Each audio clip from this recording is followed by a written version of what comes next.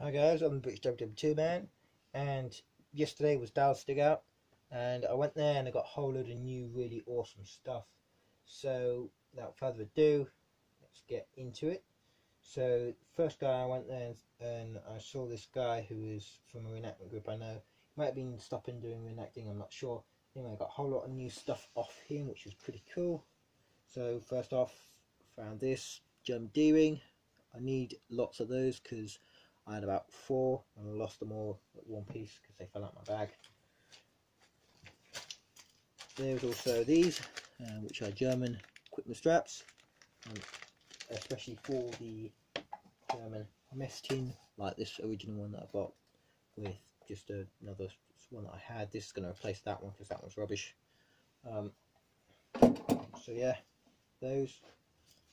He also had this, which is, or looks like very similar to my original Zeltbahn rope.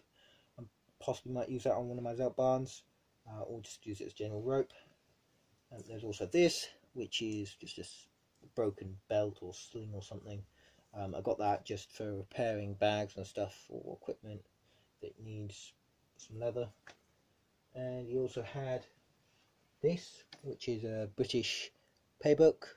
It's £5. Managed to get this and all of the stuff that I just showed you and some other stuff for £25. So you also had this, which is a British cigarette box, and you also had this, which is an Italian camo helmet cover. Possibly might fit German helmets. I need to go check that out. And so yeah, got my M42 here. So yeah, it looks like it'll fit. Yeah, that'll fit.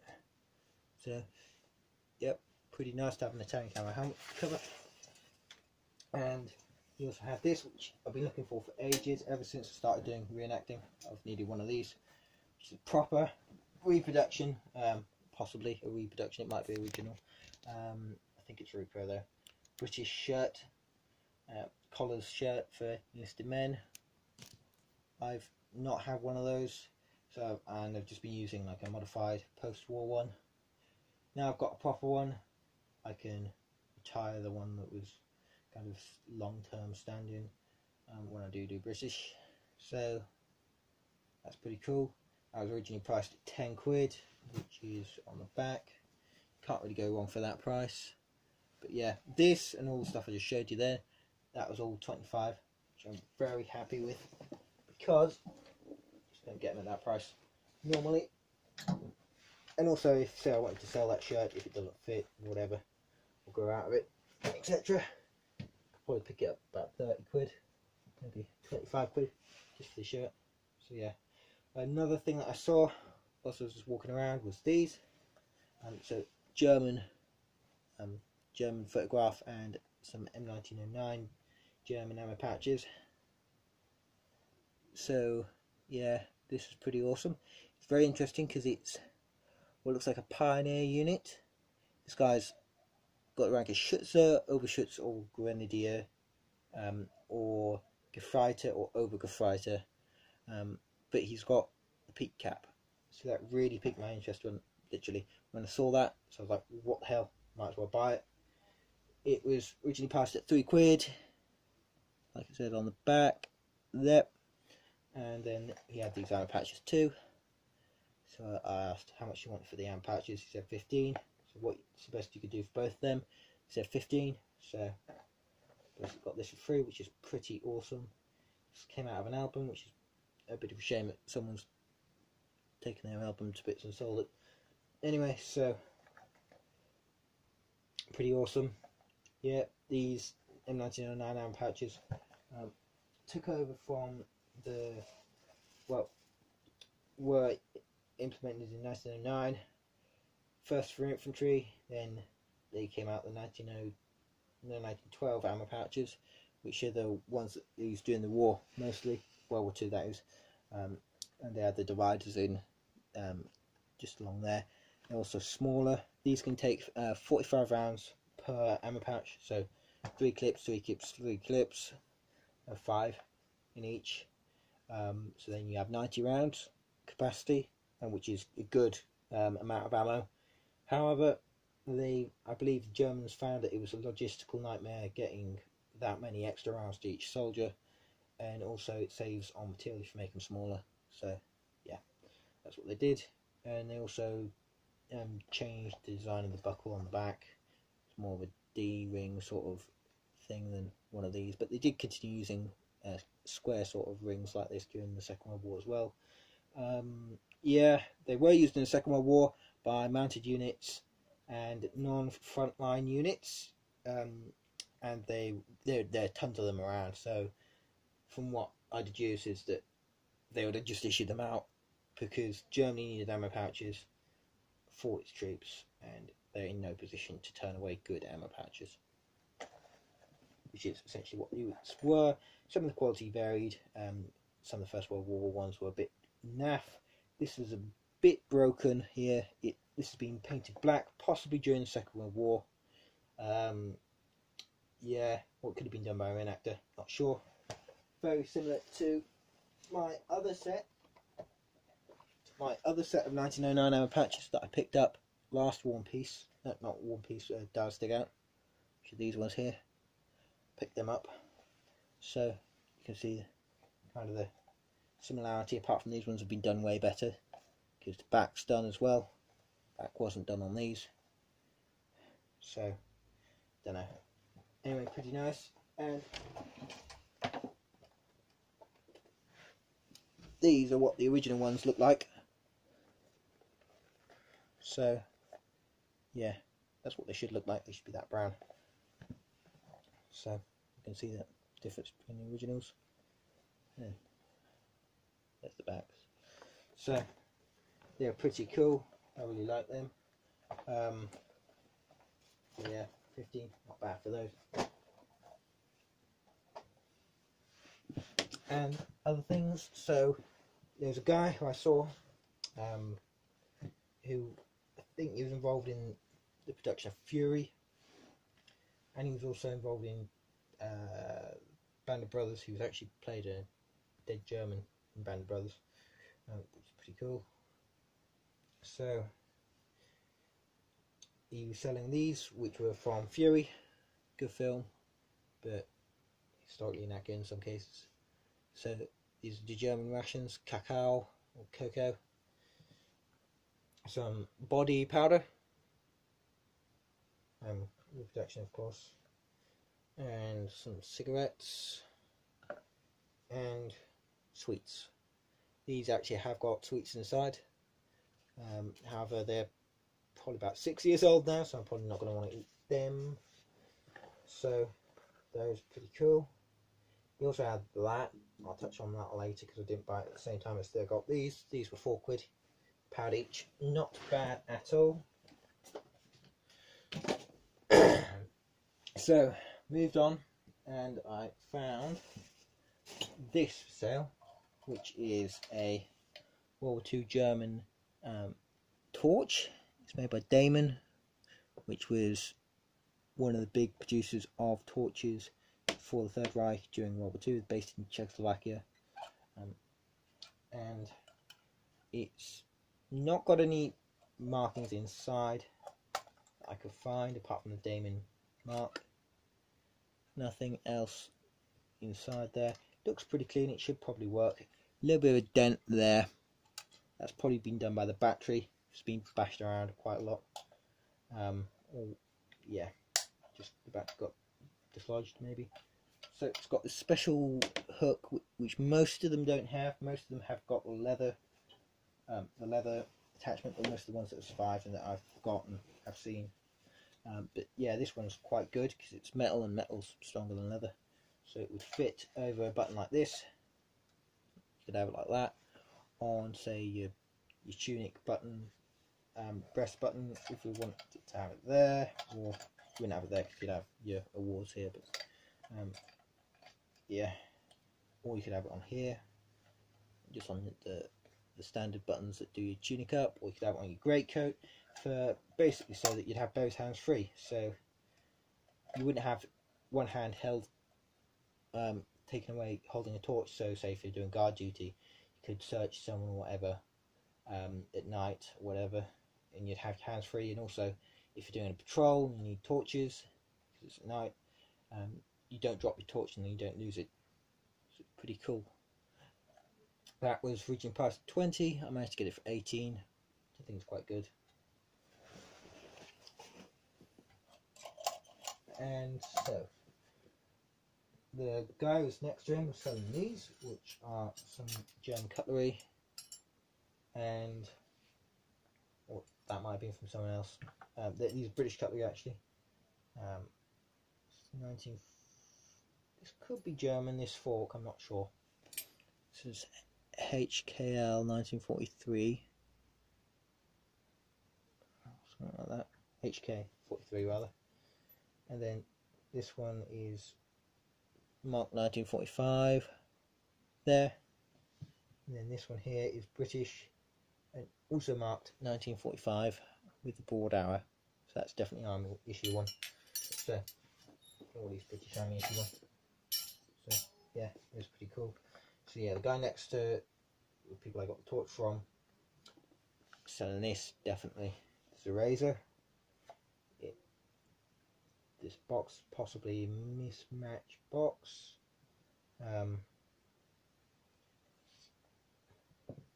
And yeah, so here's the razor, cutlet razor.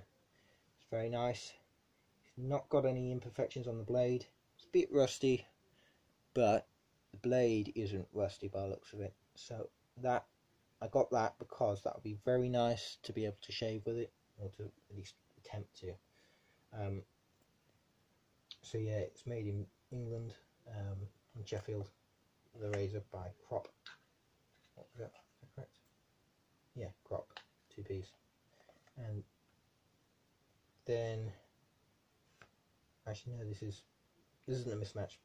It's a mismatch between the box and the thing, because this is for Sir Isaac Newton razor. So, well, that's what it says there. So that's pretty awesome. So after that, I found these at another store, which are a pair of British braces.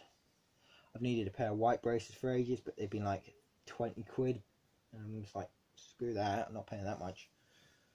They're 3 quid, so like, what the hell. So moving off that, I have been needing one of these for ages, and so I got this, which is a World War II German bicycle, either ammo box or for grenades or for any spare stuff that needs to be carried. So you'd have this, so you'd have the bar here for the bike, and you'd have the saddle here, then you have the handles of the bike here, or the other way around. And inside here you can carry either, I think, 4 grenades or an ammo box. So I've got some ammo boxes here. There's some grenades, rebuild obviously, rebuild grenades that is. So I'll try the grenades first because they're going to be easier. So you'd put one like that, and one like that, and then you'd have another like that, and another like that. Then close it up. It'll allow you to have spare grenades. And then you can also keep documents in there, do an NCO or whatever. And I'll try it with an ammo box. Now, this is post-war Yugo ammo box. This is the same as a wartime one, same size, same basically almost everything. So yeah, fits in like that. It's not the one that I'm going to have in there. The one that I'm going to have in there is going to be this one here, and that I got. It needs some restoration to the handle. That needs to be hammered down because it's been put on backwards, turn the right way around and then just fixed. So that is that. So yeah, this is original as far as I can tell. Question of getting this ammo box out.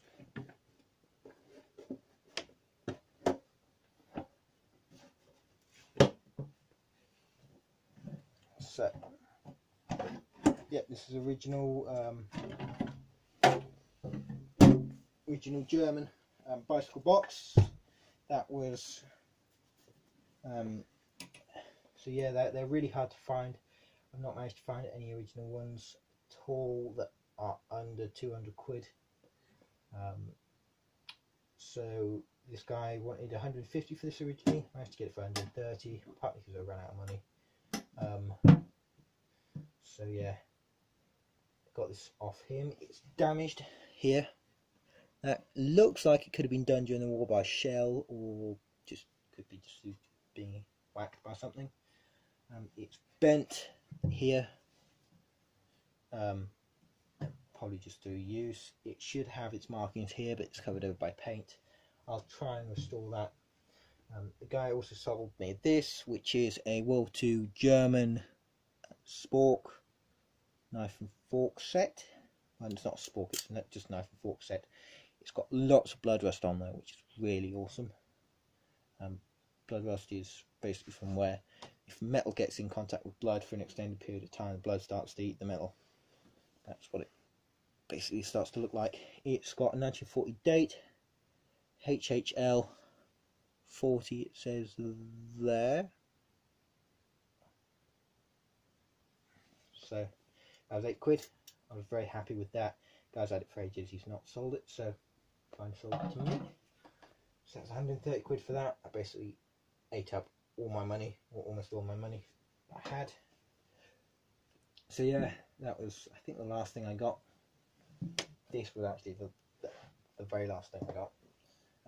So that's those. So the other things here.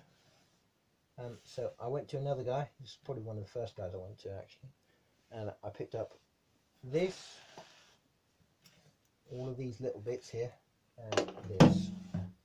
So this is a World War II German bandage. It's the one that would go inside your tunic pocket, and you'd have a smaller one as well. It's original by the looks of it. It's got that. It's 1942 dated. There.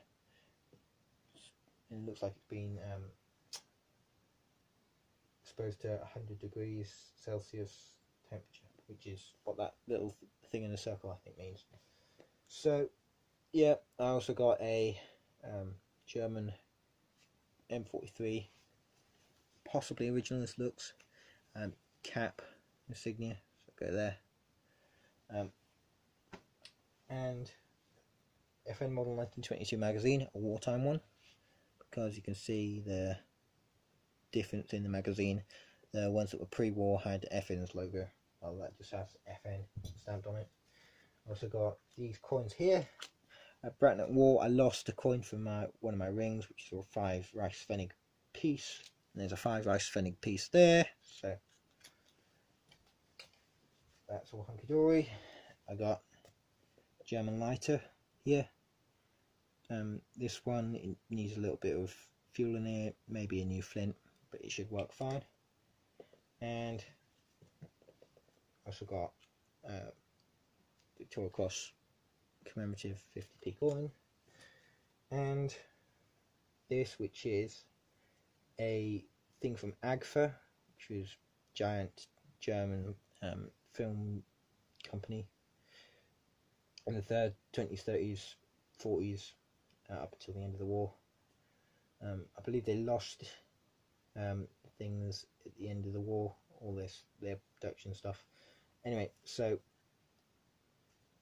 when you sent your photos off for development, they come back in one of these. Photos would go in this side here, I think.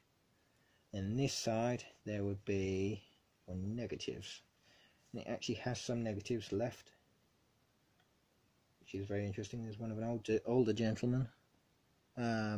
You can't see it outside, I'll just describe him to you. There's one of a German naval officer with a woman on deck of a ship in port. And there's one of a cathedral next to what looks like a railway station, or a rather clock tower, and like a war memorial next to a train station. And there's the last one is of a seaside town or beach or something like that, possibly what looks like it could be in Africa or something like that. So pretty awesome. I know I should probably be touching them with my fingers, but hey ho, someone else has already done that. So those were all 20 quid for those, which was quite good. And then I got this and this from the same guy. We wanted 50 for both of them, 20 for them, so 70 quid for the lot. So these are pretty awesome. This is a World War II German S-Mine fuses box. Now it's basically the same as an S-Mine box, normal one. So what happens when they be issued to the unit, they'll be issued in these, and as in issued to the men who are going to lay them. So if I can move the camera down a little. So inside here you would have dividers which would go across there and there.